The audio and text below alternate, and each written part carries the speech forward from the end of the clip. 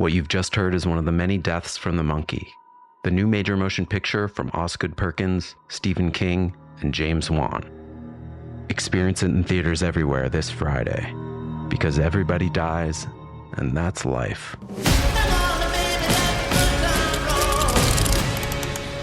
Let's have some fun. Hey everyone, and welcome back to Big Mad True Crime, where we get big mad over true crime. I'm your host, Heather Ashley, and this month's In the News case is out of Baton Rouge, Louisiana. Small talk sucks, so let's dive in.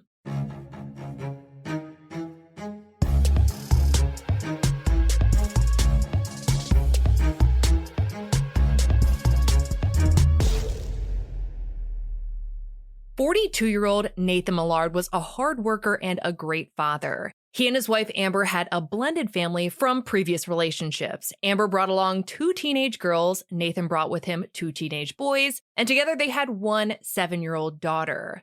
Nathan worked as a pretty successful contractor, which is why on February 22nd of this year, 2023 for anybody listening after, he flew from his home in Georgia to Baton Rouge. His business partner was also going to be flying in from out of state, and they were going to look at a potential property together. After landing, Nathan and his business partner checked into their hotel rooms and were able to score some LSU college basketball tickets, so they left the hotel and headed out for an evening of fun before all the business stuff started the next day. According to 11 Alive's Christy Diaz, this trip was only supposed to be a quick 24-hour thing before they both headed back home, so they were making most of the time that they did have there. At around 7:30 p.m., while the two were at the LSU game, WSB-TV reports that Nathan FaceTimed with his wife. Nothing seemed off, and for all intents and purposes, nothing was. At least not yet.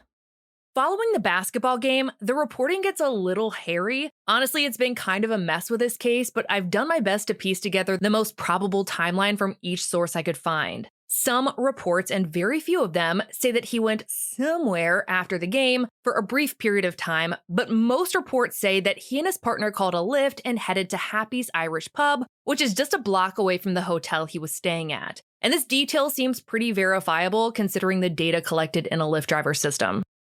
According to WAFB, Happy's didn't serve any alcohol to Nathan because he already appeared to be drunk. All he drank was water until around 11:30 p.m. when he told his partner that he was going to head back to the hotel. But Nathan never made it back. Nathan is the kind of husband who's always checking in on his wife and kids, but according to the outlet, she woke up on February 23rd with no calls or texts from her husband, which was definitely strange. While she was starting to get worried at home, so was his business partner out in Baton Rouge. Nathan was supposed to meet him at a property site at 8 a.m., but he was a no-show. After an hour of waiting, his partner asked the hotel manager to check on Nathan's room, only to find that the bed was in pristine condition. He had never slept in it. With that, Nathan was officially reported missing.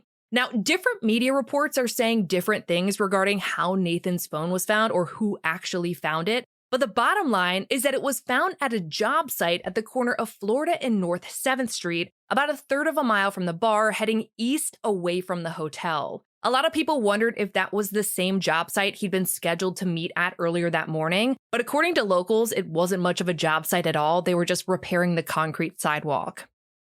The news of Nathan's disappearance didn't hit the media for a few days, but when it finally did, there was a development in the case. It turns out that after he left the bar, someone used his debit card multiple times at different ATMs. Initially, it was reported that someone of another race had used it, which begged the question, how would they know his PIN? But later reports state that it was actually Nathan that visited those ATMs. It's unclear how there was a mix-up with that, but I've heard something about timestamps being off when it comes to cameras, but I mean, it's also his account, so who knows, but nonetheless, it was Nathan using his debit card throughout the night. Tim Miller of Texas EquiSearch, who came out to assist the Baton Rouge Police Department at Nathan's wife's request, said that Nathan made a few small withdrawals, never a huge sum of money, and at other times, he just used the ATM to check his balance, which seems odd because you can do that with your phone. However, Nathan lost his phone, and apparently that happened prior to his last sighting. According to Fox 18, at around 2:30 a.m., Nathan asked a security guard at a Greyhound bus station for directions back to his hotel. That bus station was less than a mile from the hotel, about a 15-minute walk, and was less than half a mile from where his cell phone had been found. The security guard offered to plug in the hotel's address into Nathan's phone, but Nathan said he had lost it. The guard offered to help him get a ride back, but Nathan declined and left. The security guard told police that Nathan didn't seem to be in any kind of distress. The Greyhound bus station wound up playing a big role in Nathan's case. Not only was there a witness interaction with him 3 hours after he'd left the bar, but it's also where they found Nathan's money clip. It was a little metal thing that holds cards and cash, which you've probably seen advertised a million times on social media. What's interesting is that Nathan's American Express card was still in there, but his debit card and ID were not. Pretty weird considering you generally use a PIN for a debit card but wouldn't need to for an Amex card. And what would anyone but Nathan do with his ID? Over the following weeks, the search for Nathan was on. You had the legendary Texas EquiSearch on hand, and even the United Cajun Navy, which specializes in searching for survivors of natural disasters. But if they found anything, it wasn't released to the public. It wasn't until after those searches that Texas EquiSearch's Tim Miller sat down with an interview with local investigative reporter Unfiltered with Kieran, who seemed to be one step ahead of the mainstream media throughout this whole case. Tim Miller openly wondered what happened in the 3 hours between when Nathan left the bar at 11:30 p.m. and wound up at the bus station less than half a mile down the road. He added that there was another 3-hour gap between 2:30 a.m. and when his debit card was last used at 5:30 a.m. However, no one seems to know whether or not it was Nathan who made that last transaction. Based on the fact that mainstream media is reporting that the last sighting of Nathan was at 4:30 a.m., and his wife told Unfiltered with Kieran that one of the ATMs didn't have a camera, I can only assume that the non-camera having ATM was probably the one used at 5:30, but don't quote me on that.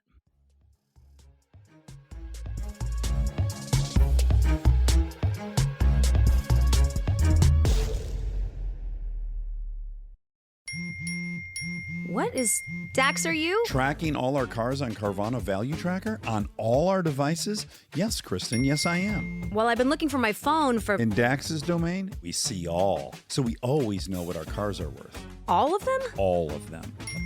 Value surge, trucks up 3.9%. That's a great offer. I know. Sell? Sell.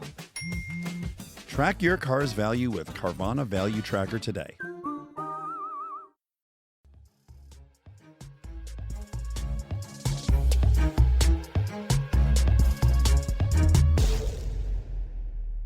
When it comes to the last sighting of Nathan, it's hard to pinpoint where exactly that happened, just that police say it was at 4:30 a.m. That being said, WBRZ did get access to some surveillance footage that caught Nathan walking along Florida Street that night, the same street that the bus station is on. The most surprising part of that video was that Nathan wasn't alone. He was walking with someone who, based on their clothing, looks like a man, and the man seems to stumble off the sidewalk at one point. Nathan was on a business trip in a whole other state, and while his business partner was back at the hotel, Nathan was walking down the street in the middle of the night with some man in Baton Rouge. None of this was making any sense, and Nathan's family was getting more and more concerned by the second. Nathan's wife told WAFB that she goes from not accepting reality one moment to gut-wrenching sick to her stomach. She says their 7-year-old daughter doesn't really understand what's going on, just that her daddy is lost. Tim Miller told Unfiltered with Kieran that things weren't looking good, and he was right. In the early morning hours of March 6th, a man traveling down Scenic Highway about 3 miles east of the bus station smelled something really bad. The Sun reports that for whatever reason, the man decided to follow the smell, which led him around the back of an abandoned funeral home and into an old cinder block garage beside it. It's in that cinder block garage that he found a roll of carpet with feet sticking out of it. The man called the police, and wrapped in carpet and plastic, they found the body of missing Nathan Millard. He was not in good shape. The weather had bounced around with the highs in the 80s since he'd gone missing, and it was a rough scene. Tim Miller told 11 Alive that they were sending some of the reward money to the man who'd found Nathan's body, saying God put him there in the right place at the right time. The area where Nathan was found was old and abandoned and not anywhere you'd expect someone to be unless they were familiar with the area, especially that cinder block garage.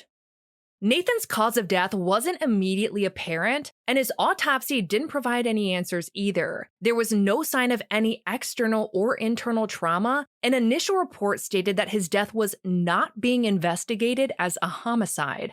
That seems mind-blowing considering the fact that he was found wrapped in carpet and plastic, but according to WAFB, Nathan's family was told that he likely died of an accidental overdose, which felt like it came out of left field and could only be confirmed by toxicology, which, as far as I can find, has not come back yet.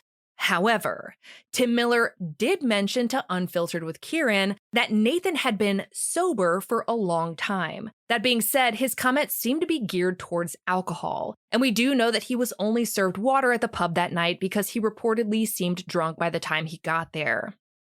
The day after Nathan's body was found, Baton Rouge police made the statement that there doesn't appear to be any foul play at this point, which, as you can imagine, threw damn near everyone into a whole tailspin. I might need an extra copy of the foul play handbook, but it seems to me like Nathan probably didn't wrap himself up into a carpet. And if he did, which is an absolutely ridiculous if, he certainly didn't also wrap himself in plastic. Whichever way you slice it, Nathan only had 2 hands. The place certainly seems foul, but the department tried to clarify the statement by saying that there was no sign that the way he died was due to foul play. As to how his body was found, WAFB quoted police as saying, "It does appear that he was left there, that's most likely not where he died. I don't want to go into details on our investigative efforts, but efforts are underway to locate and talk to whoever may have put him there."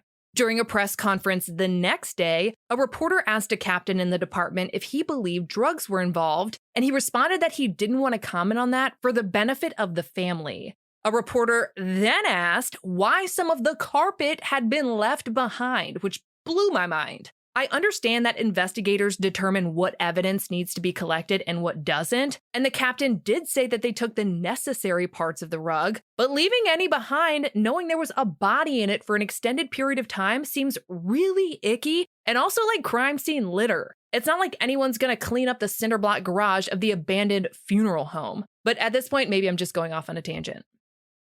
The latest update in this case came on March 10th when Baton Rouge police announced that they were searching for a 45-year-old man named Derek Perkins. He was not named a suspect or person of interest, but he is wanted for questioning regarding Nathan's investigation. According to WBRZ, Nathan is currently wanted on 3 counts of access device fraud, which I had to look up, and it looks like it's a type of identity fraud where the information is used for economic gain. He's also wanted for unauthorized use of a motor vehicle, criminal damage to property, and violation of his parole. WAFB quoted a Baton Rouge sergeant as saying, "There's an individual that we're looking for. We would like to have conversations with that individual. So we're going to ask the public to assist us in finding this person who we know has particular information surrounding that case." After recording this episode, I had to record this bit because news broke that Derek Perkins had been located and taken into custody. According to WBRZ, an arrest warrant shows that the Camry he had been driving had been reported stolen on February 3rd. The warrant also states that Perkins was caught on surveillance video using Nathan's debit card 2 times in the days surrounding his disappearance. So it wasn't just Nathan who had used it. And as it turns out, he lives less than a mile away from Scenic Highway. If you have any information about the death of Nathan Millard, please contact the Baton Rouge Police Department at 225-389-2000 or Crime Stoppers at 225-344-7867. For all photos pertaining to this case, check out Nathan's highlight at the top of my Instagram profile at @TheHeatherAshley. And on Thursdays, we go live on TikTok and talk about this week's episode and all other true crime on your mind. Follow me at TikTok at @TheHeatherAshley and tap on the bell icon so you'll be notified when we go live. To get access to ad-free and bonus episodes, subscribe to our Apple Premium or head over to our Patreon at patreon.com/BigMadTrueCrime, where for just $1 whole a month, your episodes are totally ad-free. If you love the podcast, feel free to leave a review. It absolutely makes my day. And if you have a case you want to hear covered, share it with Big Mad True Crime on social media, because all cases are covered by listener request. I'll be bringing you a brand new case next week, and I cannot wait. But until then, we out.